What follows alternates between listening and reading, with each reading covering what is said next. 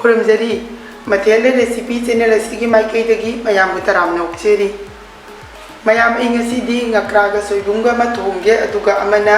nga maring khaga kobi mana tapiga aluga ma ngauge adu aina asida ngakra mari khak sem laga thamle ngakra se akogi pukri dagi phaba ngakra ni adudagi asida soibung khara ma laure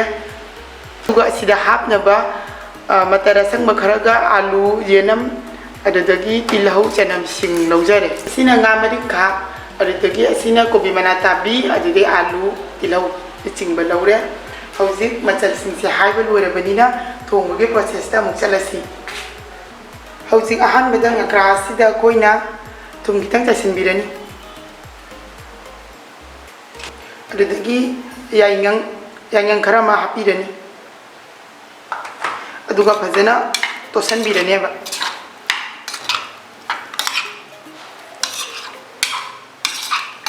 yainganga thunga tolaba nga se side ta thamlani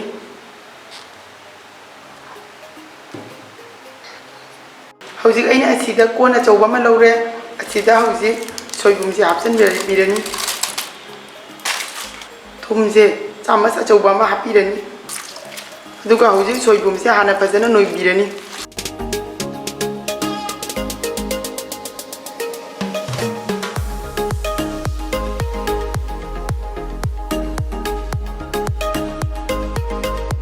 soibum se asumna tum hapaga fazana noirba matungda ahum marirak fazana sengna chamthokpigani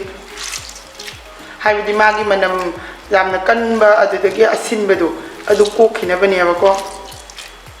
hauzik soibum se yare aduna ahum marirak isingda fazana chamthokpirani soibum se fazana chamthokpire hauzik ahanbida gas ta khang ama thangkhale khang se sare thau hapirani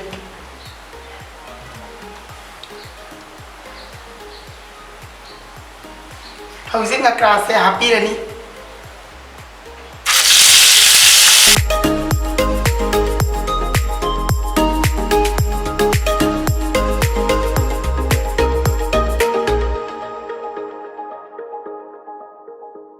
hauzik nga se mulle aduna lokupirani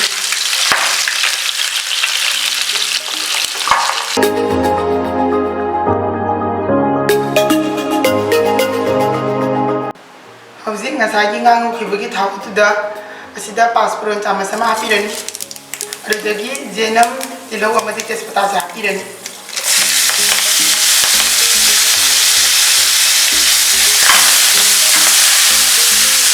hauzik tilau sisu haipet mulle asida soibum se hapirani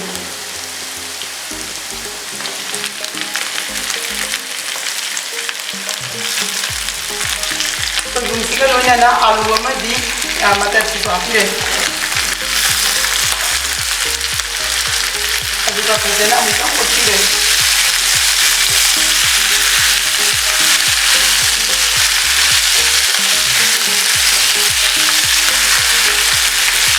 matar se ina asida makute khokre maram bi ai makute sita ka tabdo riyam pamni aduna ai makute khokre adumna makuta ba pamdaga de adum khoga dum hapiu adu hap de se kenta ka de asi option ni hauzik asida dayang tamatama hapirani adudagi morok asuba tamatama ga tangkai hapini jira suba tamatama hapirani hauzik amukta fazana mix tobirani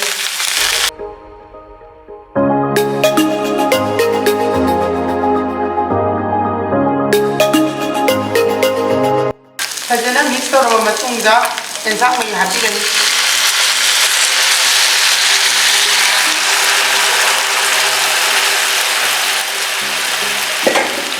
ensang mai se jamna hapiroi alu asina munbagi changdo aduba tam hapigani makum ama kupsinduna minit 10 mu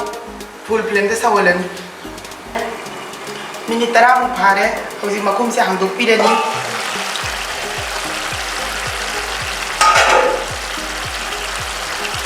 makum se hangdokpa matungda fazana amutang otpirani hauzik alu se ta khanduna khara thugai birani makhon tanabagi damakta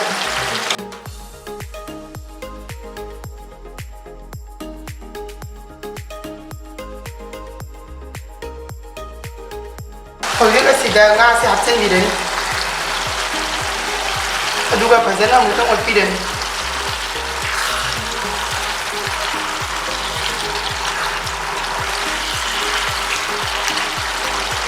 ꯍꯧꯖꯤꯛ ꯌꯦꯟꯖꯥꯡꯁꯦ ꯆꯥꯡꯗ ꯃꯍꯤꯁꯦ ꯍꯥꯞꯄꯤꯔꯅꯤ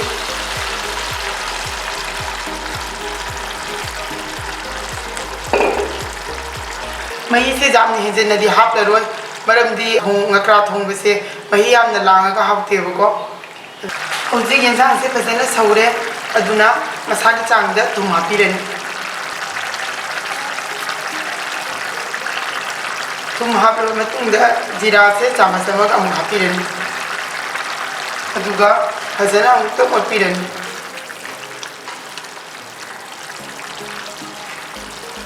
ꯍꯧꯖꯤꯛ ꯃꯩꯁꯦ ꯂꯣ ꯐ꯭ꯂꯦꯝꯗ ꯊꯝꯂꯅꯤ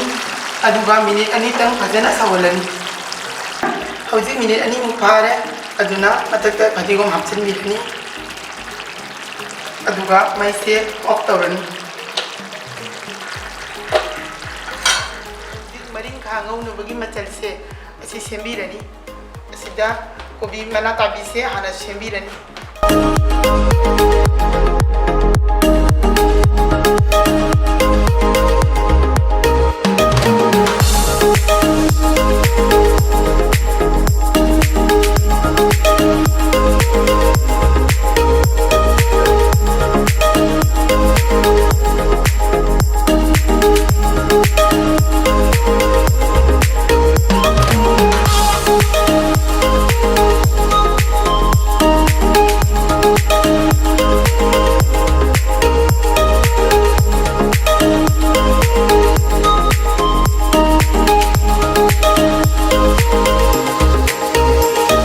ꯉꯥ ꯃꯔꯤꯡꯈꯥꯁꯦ ꯉꯧꯅꯕꯒꯤꯗꯃꯛꯇ ꯒꯦꯁꯇ ꯈꯥꯡ ꯑꯃ ꯊꯥꯡꯒꯠꯂꯦ ꯈꯥꯡꯁꯦ ꯁꯥꯔꯦ ꯊꯥꯎ ꯍꯥꯞꯄꯤꯔꯅꯤ ꯑꯗꯨꯗꯒꯤ ꯉꯥ ꯃꯔꯤꯡꯈꯥꯁꯦ ꯍꯥꯟꯅ ꯍꯥꯞꯄꯤꯔꯅꯤ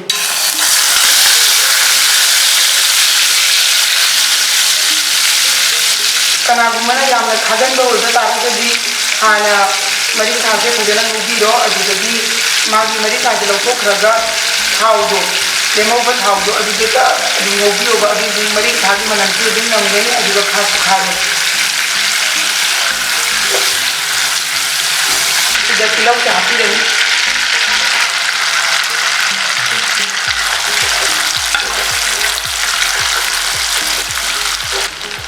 ꯍꯧꯖꯤꯛ ꯀꯣꯕꯤꯒ ꯑꯂꯨꯒꯁꯦ ꯍꯥꯞꯄꯤꯔꯅꯤ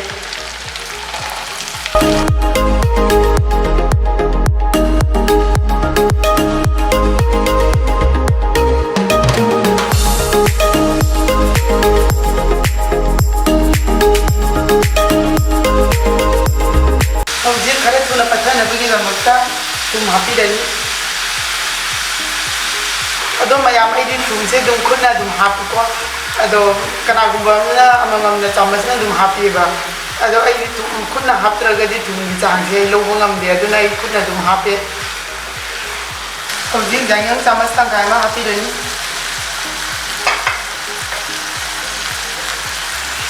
ꯑꯗꯩ ꯃꯣꯔꯣꯛ ꯑꯁꯨꯕꯁꯨ ꯆꯥꯃꯁ ꯇꯪꯈꯥꯏ ꯑꯃ ꯐꯖꯅ ꯑꯣꯠꯄꯤꯔꯅꯤ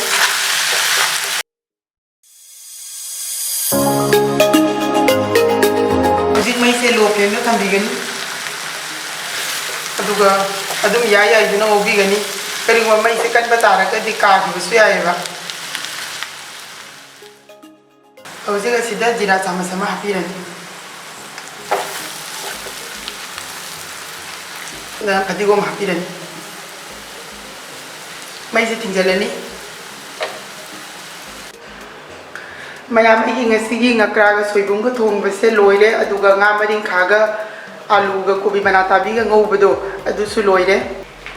ꯑꯩꯅ ꯑꯁꯤꯗ ꯆꯥꯂꯨꯛ ꯑꯃꯁꯨ ꯁꯦꯝꯖꯔꯦ ꯆꯥꯂꯨꯛ ꯑꯁꯤꯗ ꯀꯣꯠꯅꯝ ꯆꯥꯅꯕꯒꯤꯗꯃꯛꯇ ꯇꯦꯡꯅꯧ ꯑꯅꯤ ꯑꯃ ꯑꯗꯨꯗꯒꯤ ꯊꯕꯤ ꯈꯔ ꯑꯃ ꯂꯧꯔꯦ ꯑꯗꯨꯗꯒꯤ ꯁꯥꯏꯠꯇ ꯇꯤꯜꯍꯧ ꯈꯔ ꯑꯃꯁꯨ ꯍꯥꯞꯆꯤꯟꯖꯔꯦ ꯑꯗꯣ ꯉꯁꯤꯒꯤ ꯑꯣꯏꯅꯗꯤ ꯚꯤꯗꯤꯑꯣꯁꯦ ꯃꯇꯥꯡ ꯑꯁꯤꯗ ꯂꯣꯏꯁꯤꯟꯖꯔꯒꯦ ꯃꯌꯥꯝꯁꯨ ꯑꯩꯒꯤ ꯚꯤꯗꯤꯑꯣꯁꯦ ꯂꯣꯏꯅ ꯌꯦꯡꯂꯕ ꯃꯇꯨꯡꯗ ꯂꯥꯏꯛ ꯇꯧꯕꯤꯔꯝꯃꯨ ꯁꯤꯌꯥꯔ ꯇꯧꯕꯤꯌꯨ ꯚꯤꯗꯤꯑꯣꯁꯤꯅ ꯅꯨꯡꯉꯥꯏꯔꯒꯗꯤ ꯀꯃꯦꯟ ꯇꯧꯕꯤꯔꯝꯃꯨ ꯆꯦꯅꯦꯜ ꯑꯁꯤꯕꯨ ꯁꯕꯁꯀ꯭ꯔꯥꯏꯕ ꯇꯧꯕꯤꯌꯨ ꯁꯕꯁꯀ꯭ꯔꯥꯏꯕ ꯇꯧꯔꯕ ꯃꯇꯨꯡꯗ ꯕꯦꯜ ꯕꯇꯟ ꯅꯝꯕ ꯀꯥꯎꯕꯤꯒꯅꯨ ꯑꯩꯒꯤ ꯚꯤꯗꯤꯑꯣꯒꯤ ꯃꯈꯥ ꯇꯥꯕ ꯅꯣꯇꯤꯐꯤꯀꯦꯁꯟ ꯂꯥꯛꯅꯕꯒꯤꯗꯃꯛꯇ